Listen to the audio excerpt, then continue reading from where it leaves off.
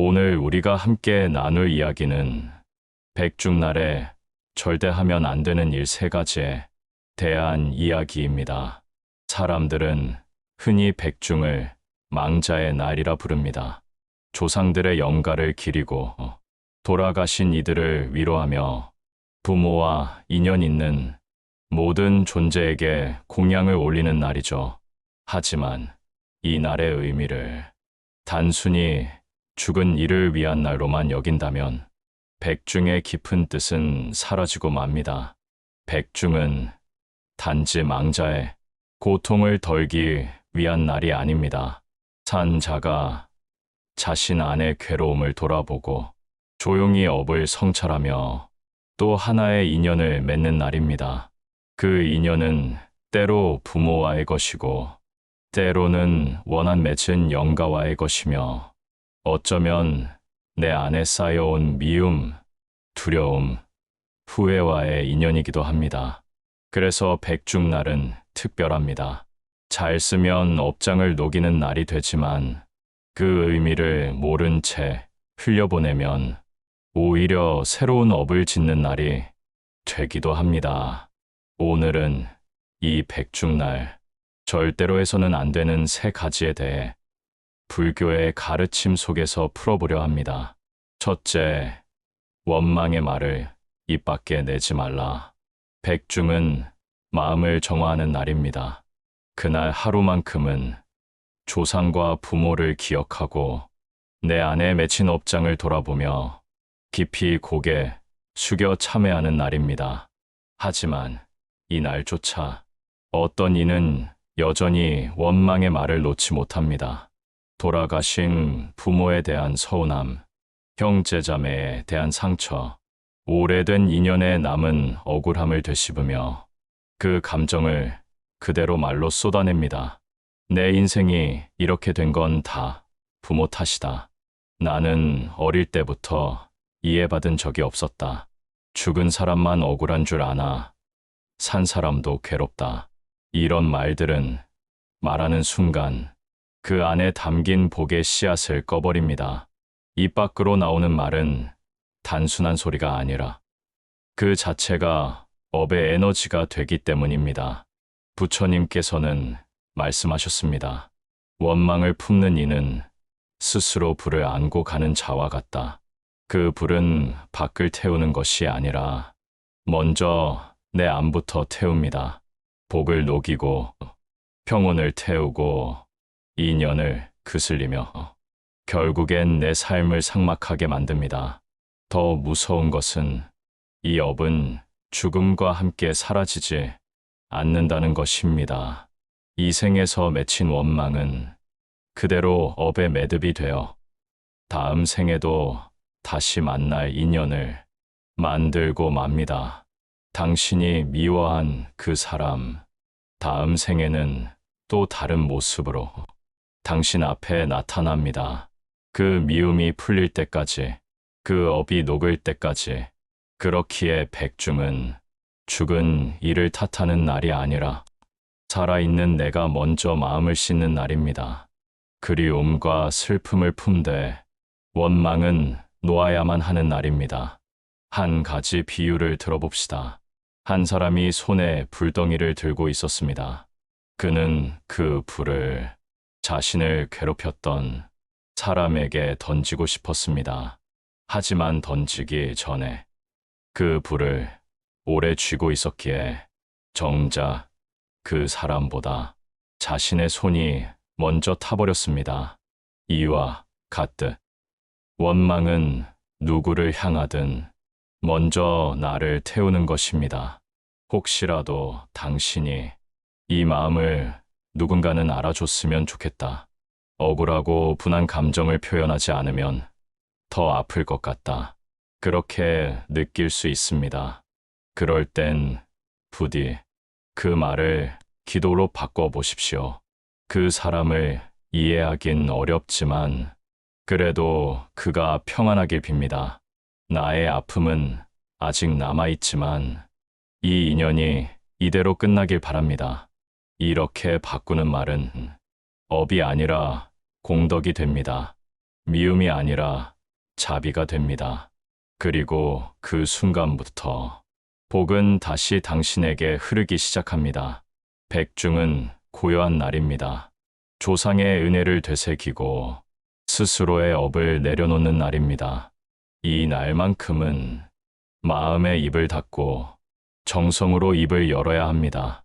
내가 내뱉은 말이 어떤 에너지를 실어 나를지를 깊이 살피는 시간으로 삼아야 합니다. 말 한마디가 업장을 쌓기도 하고 말 한마디가 천도의 문을 열기도 합니다. 특히 이날 조상의 이름을 부르고 영가의 이름을 기억할 때는 맑고 고운 마음으로 맑고 고운 말을 올려야 합니다. 그 입의 정화가 바로 복을 짓는 첫 번째 공덕이 됩니다. 둘째, 무심한 공양을 올리지 말라. 백중날의 핵심은 공양입니다. 공양은 단지 음식을 차리고 향을 올리는 외형적인 행위가 아닙니다. 한 그릇의 밥, 한 잔의 물, 한 송이 꽃, 그 모든 것은 마음에서 시작된 정성의 표현입니다. 공양은 곧 마음의 모양입니다. 그 마음이 고요하고 맑다면 작은 공양 하나에도 깊은 울림이 깃들고 그 울림은 이승에도 저승에도 다다릅니다. 하지만 이날 어떤 이들은 그 마음을 잊습니다. 정작 중요한 것은 마음인데 행위만 남고 정신은 다른 곳을 향합니다. 향을 피우며 휴대폰을 들여다보고 음식을 차리며 짜증을 내고 연부를 외우면서도 생각은 온갖 다른 걱정에 가 있습니다. 그 공양은 누구에게도 닿지 않습니다. 부처님께서도 영가들도 그 공양을 받지 않으십니다. 왜일까요? 공양은 주는 행위가 아니라 돌아보는 행위이기 때문입니다. 눈에 보이는 밥보다 눈에 보이지 않는 심의 정성이 먼저입니다. 부처님께서는 이렇게 가르치셨습니다. 깨끗한 밥을 올리되 마음이 흐리면 오히려 탐욕이 되고 거친 밥을 올리더라도 마음이 맑으면 그것이 곧 공덕이다. 즉, 정성 없는 공양은 공양이 아닙니다. 형식으로 포장한 탐욕일 뿐입니다. 이렇게 하면 나도 복 받겠지. 의례니까 일단 하자. 이런 마음으로 올리는 공양은 겉은 깨끗해 보여도 속은 비어 있습니다. 한 가지 비유를 들어보겠습니다. 어느 마을에 한 농부가 있었습니다. 그는 추수철마다 조상의 제사를 지냈습니다. 하지만 매번 바쁜 일손에 쫓겨 대충 밥을 차리고 향을 피운 뒤 서둘러 일을 하러 갔습니다.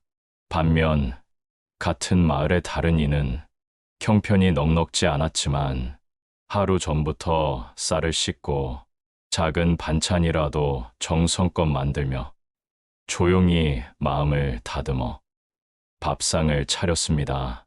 그의 제사는 조상의 영혼이 머물다 가는 따뜻한 자리가 되었습니다. 공양의 가치는 무엇을 올리느냐보다 어떤 마음으로 올리느냐에 달려 있습니다. 차 한 잔을 올릴 때도 당신의 고통이 조금이나마 씻겨지길 그 마음이 담겨야 합니다. 물 한 그릇을 올릴 때도 제가 저지른 어리석음을 참회합니다. 그 다짐이 담겨야 합니다. 백중날의 공양은 죽은 이를 위한 것이 아닙니다. 그 공양을 준비하는 나 자신의 마음을 비추는 거울입니다. 무심한 공양은 공양이 아니라 나 자신에 대한 방심입니다. 남을 위한 일처럼 보이지만 실은 내 공덕을 스스로 지우는 길이라는 말이 바로 여기에 해당됩니다. 정성 없는 공양은 욕심을 포장한 허상일 뿐이다. 이 말처럼 정성이 빠진 공양은 복을 짓는 것이 아니라 복을 흩뜨리는 행위가 됩니다. 백중은 조상의 날이면서도 동시에 나의 날입니다. 그들을 기억하며 나를 돌아보고 그들의 고통을 위로하며 내 마음의 무지를 씻어내는 시간, 그 마음으로 공양을 올리십시오. 조금 부족한 상차림이어도 좋습니다. 화려한 재물이 아니어도 괜찮습니다. 단지 그 마음만큼은 가장 고요하고 가장 진실한 것으로 채워 올리시길 바랍니다. 그때 비로소 그 공양은 이승에도 저승에도 그리고 나 자신의 업장에도 깊은 울림을 남기게 될 것입니다. 셋째, 복을 바라며 공덕을 계산하지 말라. 백중날이 다가오면 사람들은 말합니다. 이 날은 기도하면 공덕이 크다더라. 이 시기에 천도제를 지내면 돌아가신 분이 좋은 곳에 가고 그 덕으로 우리 집안에도 복이 따라온대. 그래서 어떤 이는 정성을 들이기보다 효율을 따집니다. 이왕 지내는 거 제일 복 많이 받는 날에 하고 이왕 올리는 거 좋은 일 생기게 해달라고 비는 게 낫지. 이 마음은 얼핏 보면 그럴듯해 보입니다. 하지만 거기에는 미묘한 왜곡이 있습니다. 복을 거래처럼 여기는 마음, 내가 이렇게 했으니 당신도 나에게 무언가 주셔야 합니다. 하는 조건의 마음, 부처님께서는 분명히 말씀하셨습니다. 무주상 보시가 참된 보시다. 무주상이란 주는 순간 그 보시의 대가를 기대하지 않는 것입니다. 나를 지워내고 나의 공덕이라는 개념조차 내려놓는 것입니다. 그저 주는 것. 그 행위 자체가 기쁨이 되는 상태, 백중날이야말로 그 무주상의 실천을 배울 수 있는 날입니다. 돌아가신 부모님께 한 잔의 물을 올리고 한 줄의 기도를 바치며 당신이 평안하시길 바랍니다. 그렇게 기도하는 그 마음, 거기에는 내 자식이 잘 되게 해주세요라는 조건이 없습니다. 우리 집이 형통하게 해달라는 거래가 없습니다. 그저 있는 그대로의 진심만이 남아있을 뿐입니다. 그 순간, 오히려 가장 큰 복이 쌓입니다. 왜일까요? 복은 받으려는 마음에서 오지 않고 잊어버린 마음에서 오기 때문입니다. 내가 얼마나 공덕을 쌓았는지를 세는 마음은 결국 다시 욕심으로 돌아갑니다. 계산된 공덕은 그 계산만큼 작아집니다. 한 가지 예를 들어보겠습니다. 두 사람이 있었습니다. 한 사람은 1,000,000원을 기부하면서 이 돈으로 좋은 일이 생기겠지. 나에게도 행운이 오겠지. 그렇게 기대하며 마음속으로 계산기를 두드렸습니다. 다른 사람은 단돈 10,000원을 쥐고 비록 작지만 내가 가진 것 중 제일 소중한 걸 드립니다. 누군가에게 이 작은 것이 도움이 되길 바랍니다. 그렇게 조용히 올렸습니다. 당신이라면 어느 쪽이 더 깊은 울림을 주겠습니까? 복은 돈의 액수에서 오지 않습니다. 그 마음의 무게에서 옵니다.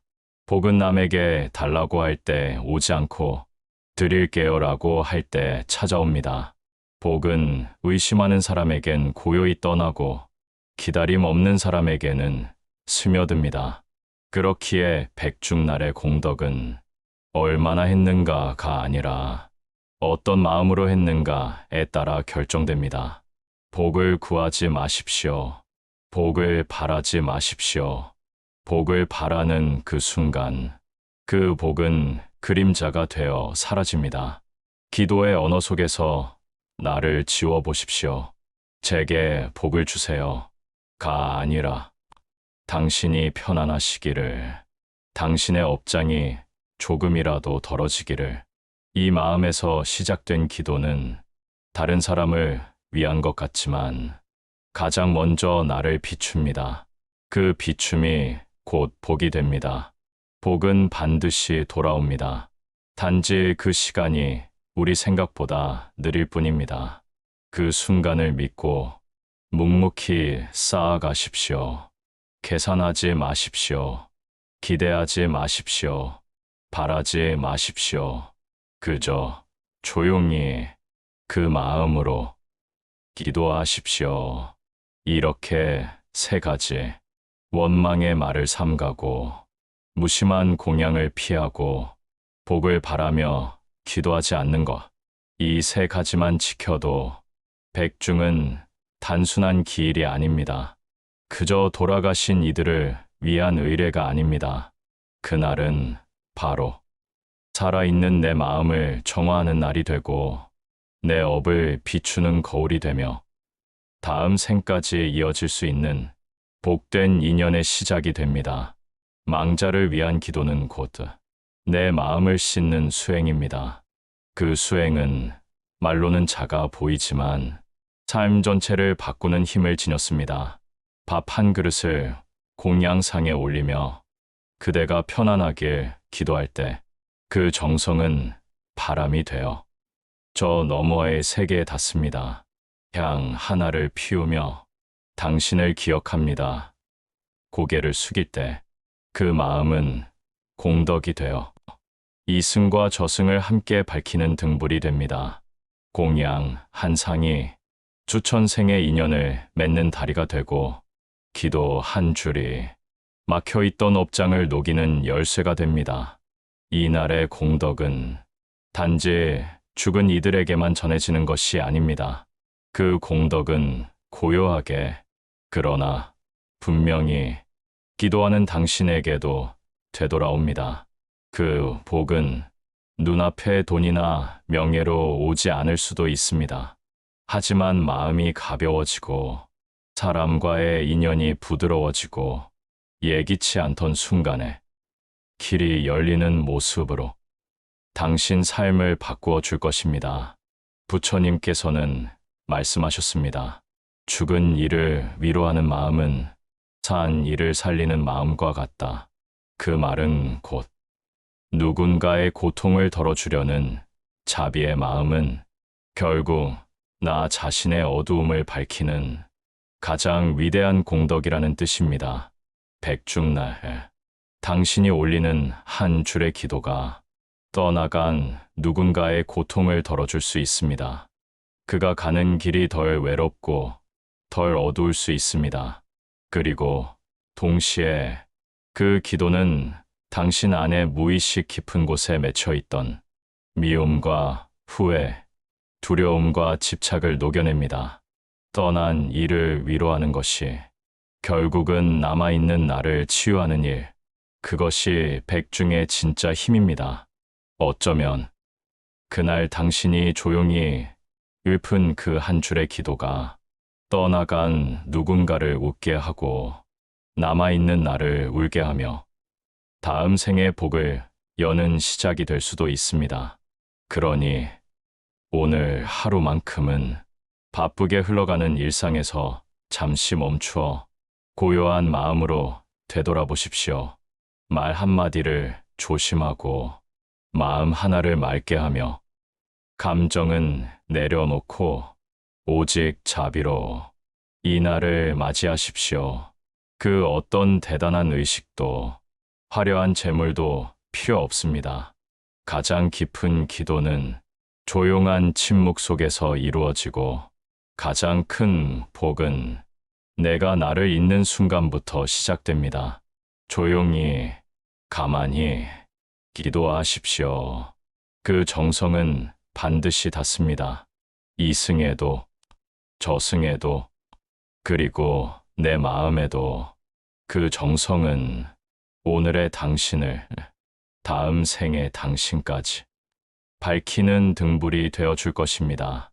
고요한 백중날, 그날 당신의 마음이 맑게 머무는 그 자리에 복도, 은혜도, 그리고 깊은 인연도 자연스럽게 피어날 것입니다.